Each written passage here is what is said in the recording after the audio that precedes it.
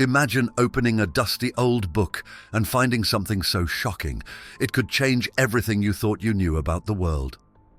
That's exactly what happened with some mysterious books of the Bible called the Apocrypha. These forbidden books hold secrets that could blow your mind, hidden messages, lost legends, and even spooky prophecies about the end of the world. They were left out on purpose. Some believed they were too dangerous for ordinary people. They were afraid these stories might cause too much fear or make people question what they've always believed. You're going to hear about battles between good and evil, visions of the end of the world, and teachings that challenge everything we think we know. They contain stories that are both fascinating and mysterious, written between 400 and 200 BCE, during a period when Greek language and ideas profoundly influenced Jewish culture. One of these banned books is the Book of Judith, written around 100 BCE. It tells the tale of a fearless widow named Judith who saves her people by sneaking into the enemy camp and beheading an evil general while he sleeps. That's right, she takes down a dangerous tyrant all by herself. This story was seen as too daring and controversial because it portrayed a woman using cunning and strength to do what seemed impossible.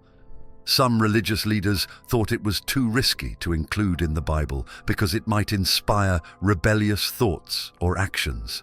Then there's the Book of Tobit, written around 225–175 BCE, which follows the adventures of a young man named Tobias. Guided by an angel in disguise, he battles a demon, marries the love of his life, and heals his father's blindness. Despite the story's abundance of magical elements and miracles, some viewed it as too fantastical and not sufficiently holy by biblical standards. But it's not just the heroic tales that got these books banned, it's also their terrifying prophecies. Take Esdras, written between 70 and 218 CE, a time when people were reeling from the destruction of Jerusalem by the Romans. This book is full of visions that would give anyone nightmares. The prophet Ezra sees visions of apocalyptic events, cities engulfed in flames, monstrous creatures, and the end of the world as we know it. These visions were considered too frightening and dangerous because they could stir fear and uncertainty among believers. Imagine hearing about a book that foretells even more doom and gloom while your city is in ruins. It's no wonder people were afraid of these prophecies. Leaders worried that such predictions could cause panic or even lead people to lose faith, thinking the end was near and there was no hope. The traditional teachings banned some books because they contained ideas that contradicted them. The Book of Wisdom, for example, written around 50 BCE, suggests that wisdom isn't just a gift given to a select few, but something anyone can achieve through understanding and experience. This challenged the notion that only prophets and holy people could have divine knowledge. It was a radical idea that threatened the established order, making people question who had the right to speak for God. Another example is the Prayer of Manasseh, written in the 1st or 2nd century BCE. King Manasseh of Judah, who had committed many terrible acts, including idol worship, supposedly spoke this short but powerful prayer. The story claims that despite the belief that he was beyond redemption, he repents and seeks God's forgiveness. This prayer prompts us to ponder, is forgiveness beyond reach for anyone? It's a beautiful but challenging idea, one that made some leaders uncomfortable because it suggested that even the worst sinners could find mercy. Jewish scholars perceived some texts, written in Greek rather than Hebrew, as less authentic. Others were seen as too recent, not fitting in with the older traditional texts. But the most unsettling reason: their content was too provocative, too powerful, and too different from what was considered safe and acceptable at the time. Leaders of the past feared that these stories and ideas could lead people astray, cause confusion, or challenge the authority of the established scriptures. They held the belief that it was better to keep some things unsaid, hidden away where they couldn't cause trouble. For a book to be considered holy or part of the Bible, it had to meet certain criteria. This wasn't just about being old or interesting. Religious leaders asked tough questions like, was this book written by a prophet or someone inspired by God? And does it align with the core teachings of our faith? No matter how amazing or powerful the stories were, we could exclude a book if it didn't meet these standards. One of the main reasons the Apocrypha or banned books were left out is because many were written in Greek instead of Hebrew. At that time, the Jewish people revered Hebrew as their sacred language and viewed Greek as foreign. Even though many of these books were written during the Hellenistic period around 323 BCE to 32 BCE, when Jewish culture was influenced by Greek ideas, this difference in language made some leaders question their legitimacy. The process of deciding which books belonged in the Bible wasn't the same for everyone. The Jewish and Christian communities had different views on what should be considered scripture. The 1st century CE largely solidified the Hebrew Bible known as the Tanakh for the Jewish faith. It didn't include the apocryphal books because they were written in Greek and sometimes contradicted older Hebrew texts. For Christians, the story was different. Early followers of Jesus, many of whom spoke Greek, used the Septuagint, a Greek translation of the Hebrew Bible that included these extra books. Some of the earliest Christians, including church fathers like Clement of Rome and Polycarp, even quoted from the Apocrypha in their writings, treating them as important texts. This led to a split. Over time, the Catholic Church decided to keep these books in their Bible, calling them the Deuterocanonical books, meaning second canon. Meanwhile, Protestant reformers like Martin Luther in the 16th century argued that only the original Hebrew texts should be considered scripture, leaving out the Apocrypha entirely. This is why today Catholic Bibles include these books, while Protestant Bibles do not. Control played a part in the decision to ban these books. Imagine being a religious leader responsible for guiding your community. You'd want to make sure the teachings were clear and consistent, right? But some of these banned books contained ideas that were strange or even contradictory to the accepted beliefs. For example, in the Book of Enoch, which is not included in the Bible, there's a story about fallen angels who come to earth and teach humans forbidden knowledge. They share secrets about the stars, the moon, and even magic. This was considered dangerous because it suggested that there were beings other than God who could control human destiny. Such stories could make people question their faith or the authority of their religious leaders. Another example comes from the Book of Tobit, where the angel Raphael guides a young man who uses a fish's heart and liver to drive away a demon. This kind of magical, almost fantastical narrative didn't fit with the more sober and spiritual tone of other biblical texts. Leaders worried that including such tales would confuse people about the true nature of God's power and miracles.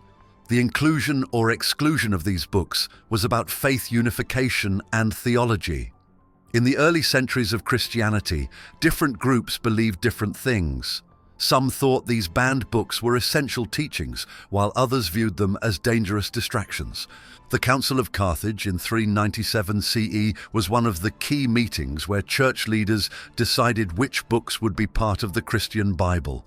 They agreed to include the Deuterocanonical books, like Tobit and Judith in the Old Testament. This decision was important for creating a unified Christian faith. However, this unity didn't last forever, as the Protestant Reformation over 1,000 years later would bring these debates back into the spotlight. The Apocrypha remains a source of fascination and debate.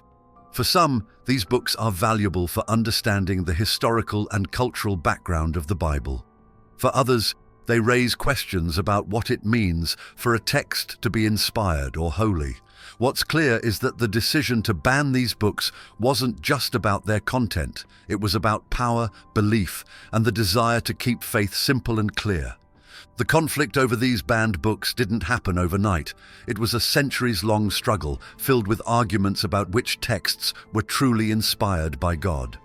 At the core of the debate was the question, who gets to decide what's sacred? Religious authorities wanted to establish a unified belief system, but the apocryphal books, like the mysterious Book of Enoch and the dramatic tales of Judith and Tobit, posed a challenge. They contained stories and ideas that sometimes contradicted the accepted teachings. In the Book of Enoch, around the 3rd century BCE, it was popular among early Christians and Jews. It tells of angels who descend to earth and share forbidden knowledge with humans, leading to chaos and corruption. Because it challenged the idea of divine authority by suggesting that knowledge could come from beings other than God, the story became so controversial that it eventually led to its ban. The fear that these books would divide the faithful was a primary reason for their exclusion. Imagine being a religious leader trying to guide a community. If everyone was reading different stories with different messages, how could you maintain a united faith? The early church fathers and Jewish scholars worried that the apocryphal books would lead to confusion, heresy, and splinter groups. The Book of Tobit, written between 225 and 175 BCE, tells a story full of magic and supernatural events, like using a fish's liver to chase away a demon. To some, this might sound like an exciting adventure, but to religious leaders, it was problematic. They feared such tales might mislead people into believing in magical solutions rather than relying on their faith in God. The result? To avoid confusion and maintain consistency in the teachings, we excluded the book from the official canon. Excluding certain books was also about maintaining control over what people believed. The leaders wanted to ensure that the teachings were clear, consistent, and in line with their interpretation of divine truth. The fear was that if people started believing in ideas from these banned books, they might question the established doctrines or even rebel against the religious authorities. For instance, the Wisdom of Solomon, written around 50 BCE, presents wisdom as a divine force that anyone can access, not just prophets or priests. This was a radical idea that could empower ordinary people to seek spiritual knowledge on their own without relying on religious leaders. It's understandable why people would view such a message as dangerous. If everyone had the ability to discover wisdom independently, what function would the church or synagogue fulfill? After centuries of debate, the religious authorities made their decisions. For Christianity, the Council of Carthage in 397 CE confirmed the inclusion of certain apocryphal books in the Catholic Bible. Meanwhile, the Protestant Reformation in the 16th century led to the removal of these books from Protestant Bibles, creating a clear division that still exists today. Judaism set the Hebrew Bible much earlier, around the 1st century CE, excluding the Greek-written apocryphal texts. This helped solidify a distinct Jewish identity, separate from the emerging Christian tradition that embraced these additional books. Once hidden away, these books now serve as a reminder of the rich and diverse traditions that shaped our spiritual heritage. They push us to ponder, inquire, and delve deeper than the contents of the standard Bible. And perhaps that's what makes them truly powerful and worth discovering. But why do these ancient texts still matter today? These ancient texts prompt us to scrutinize our existing knowledge, explore beyond our preconceived notions, and pursue profound truths. The banned books of the Bible are more than just historical curiosities. They are a testament to the complexity of human belief and the struggle to define what is sacred. The stories within these books, of brave heroines, terrifying visions, and profound wisdom, are unlike anything you'll find in the traditional Bible. They reveal a side of faith that is raw, human, and sometimes unsettling. They show us that the journey of faith isn't always straightforward. It's filled with questions, doubts, and challenges that don't always have easy answers. The potential of these books to provoke thought and stir the soul led to their ban, not just because of their content. They remind us that faith isn't just about accepting what we're told. It's about exploring, questioning, and ultimately discovering our own understanding of the divine. The stories and lessons from these forbidden texts no longer remain hidden in today's world, where information is more accessible than ever. They invite us to step into the shadows of the past and confront ideas that may make us uncomfortable or even scared. And that's okay, because growth often begins with discomfort. If you're finding this journey into the mysterious hidden books of the Bible as fascinating as we are, consider hitting that super thanks button. Your support helps us keep uncovering the secrets, exploring the untold stories, and bringing you content that dives deep into the unknown. By reflecting on these banned books, we gain a fuller picture of the spiritual journey that has shaped human history. These ancient texts, often hidden away and shrouded in mystery, offer more than just forgotten stories. They provide us with new insights into the complexities of faith, belief, and human experience. Every one of these books provides a glimpse into a realm where the limits of permissible knowledge were in a constant state of flux and transformation. These books remind us that faith, much like any great adventure, is filled with unexpected twists and turns. It's not just a straight path from doubt to certainty or from question to answer. Instead, it is a dynamic, ever-evolving journey. As we move through this spiritual landscape, what was once forbidden or misunderstood can suddenly become a source of profound inspiration and enlightenment. Fear and controversy silence texts that now have the power to enrich our understanding and expand our horizons. Exploring these banned books is like unlocking a secret vault of knowledge. Each text offers a new piece to the grand puzzle of human spirituality. They might not all fit seamlessly into the framework of what we currently believe, but they certainly add layers of depth and richness to the ever-growing tapestry of human belief. They show us that faith is not merely about reaching conclusions, but about embracing the thrill of the quest itself. It means accepting that there is always more to learn, question, and experience. The legacy of these banned books is profound. Not only do they teach or tell stories, but they represent. They stand as a testament to the courage to question accepted norms, to push beyond the boundaries of what is known, and to explore ideas that others might find unsettling or even dangerous. They embody the spirit of intellectual curiosity and the relentless pursuit of truth, no matter how uncomfortable or challenging it may be.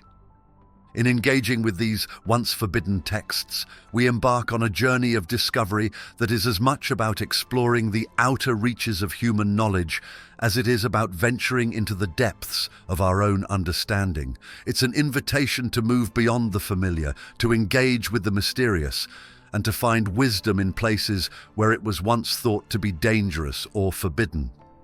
So let's keep the curiosity alive. Let's continue to explore, to question, and to seek out those hidden truths. Sometimes we discover the most valuable lessons not in the answers we already possess, but in the questions we have yet to pose.